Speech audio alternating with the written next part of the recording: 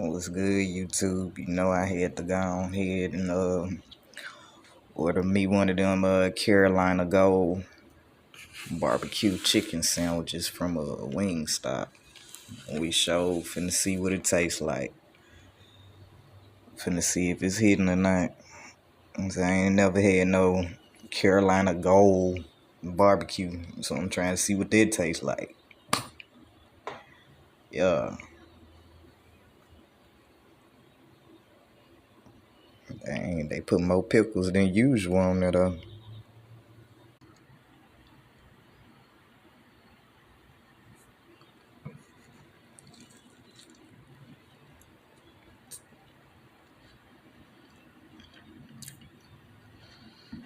Okay, it kind of puts you in the mind of orange chicken without the spice.